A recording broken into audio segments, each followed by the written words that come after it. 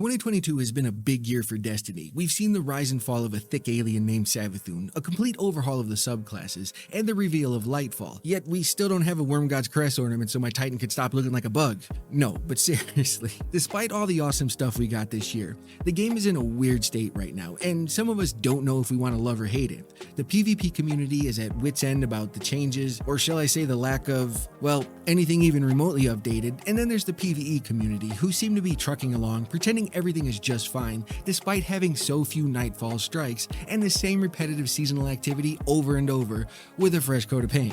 What I'm trying to say is, Destiny needs some work, but we've all come to terms with that and accepted the game for what it is, even with all its flaws, because at the end of the day, it's still our game. Which brings me to the point of this video. Destiny becoming a subscription-based game, and if we're willing to accept it or not, and continue with whatever happens. Let me explain. News articles from the Game Post and other media outlets started cycling a few days ago about some information that was brought to light by someone named Elliot over in the D2 Datamine Discord server. I usually don't deal with datamined info because I don't like spoilers, but this is different. Some of you may have heard about it already, but for the sake of the video and for players who haven't, 4 files were pulled with the name Subscription Upsell, which many have speculated is about the game going to a full-on subscription base like Final Fantasy. And I gotta be honest with you, I'm not exactly sure how I feel about this if it is true.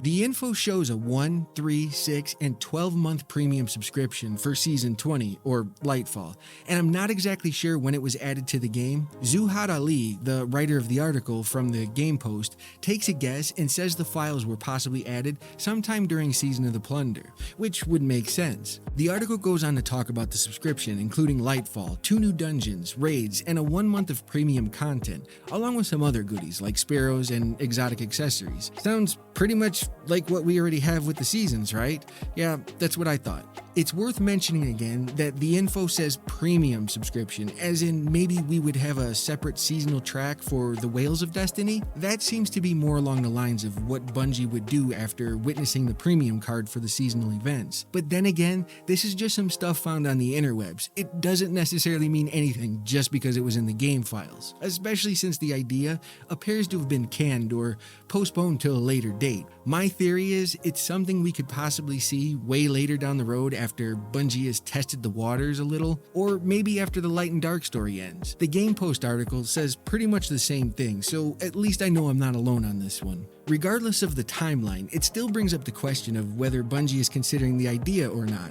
seeing as the files were added in the first place. Hypothetically, if they did add this subscription model, would it hurt or help the game, and how much different would it be? It would be nice to actually hop in and out of the game when we wanted to without feeling the effects of FOMO. This would give us the freedom to go play with our side chick and not have to worry about clocking in every day. This would also mean Bungie has to make the story accessible and not sunset for the players who tuned out for several months at a time.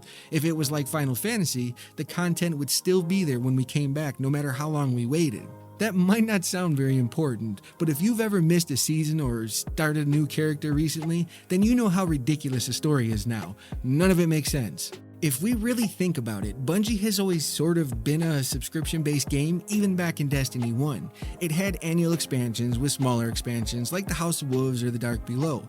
Fast forward to present day, we still have annual expansions, only now we get this cookie-cutter seasonal activity that we pay for. So what's the difference?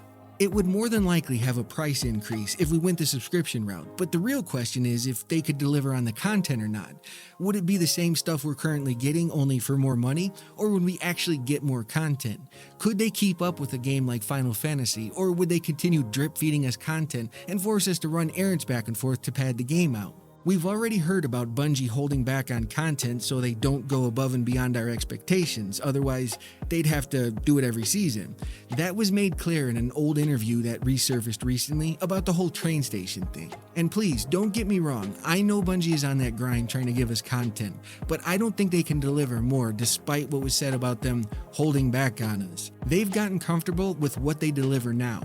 Them putting out more would mean cutting into their Turtleneck Tuesdays or whatever weird shit they got going on at the Bungie studios. They can't keep up with the demands of us players now, so how could they keep up with a subscription-based game? I have one not so well thought out solution, and that would be to drop a massive annual type expansion every 6 months with no new cookie cutter seasonal activities in between.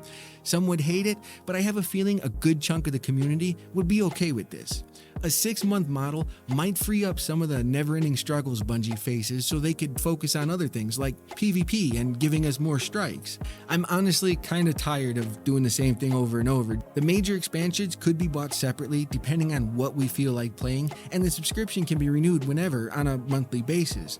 It's not the best solution, and I'm sure lots of players have better ideas. In fact, I'd like to know what your ideas are. But again, keep in mind, this is all speculation. I just thought it was an interesting topic, and I've always wanted to cover a video like this. Let me know what you think about a subscription-based Destiny. What would your solution be? And are you okay with it? Or would you drop the game altogether and move on to something else, like your side chick? Anyways, remember to be good to one another, and have a fantastic day. Thank you! Now that I'm gone, yeah, I know there's no turning back. I don't fucking take smoke, I'ma poke a hole through you, choking's overdue.